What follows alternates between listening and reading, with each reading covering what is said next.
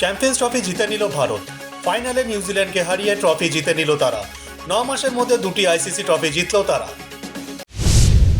বাঁকুড়ার কোতলপুরের দেড়শা এলাকা থেকে আলু তোলার কাজ সেরে বাড়ি ফেরার পথে দুর্ঘটনার কবলে পড়লেন ইন্দাসের একদল শ্রমিক। এই দুর্ঘটনায় আহত হয়েছেন অন্তত 25 জন শ্রমিক। যাদবপুর কাণ্ডের প্রতিবাদে পথে শুভেন্দু অধিকারী। মিছিল শুরু হয় নবীনা হলের সামনে থেকে।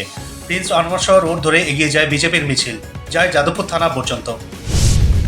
পুকুরে নেমে রিলস বানাতে গিয়ে জলে তলিয়ে গেল এক উচ্চ মাধ্যমিক পরীক্ষার্থী। শনিবার দুপুরে এই দুর্ঘটনা ঘটেছে নদিয়া রানাঘাট থানার বৈদ্যপুর 2 পঞ্চায়েতের পুটখালি গ্রামে। জিএসটি কর হার আরও কমবে, জানালেন অর্থমন্ত্রী নির্মলা সীতারামন।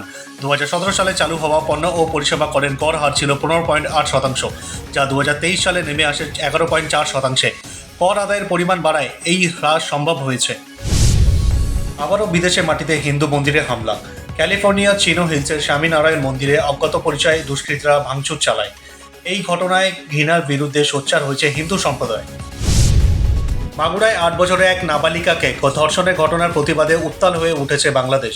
শনিবার গভীর রাতে ঢাকা বিশ্ববিদ্যালয়ের ছাত্রছাত্রীরা বিক্ষোভে সামিল হয়ে স্বরাষ্ট্র উপদেষ্টা ইউনূস সরকারের পদত্যাগের দাবি করেন।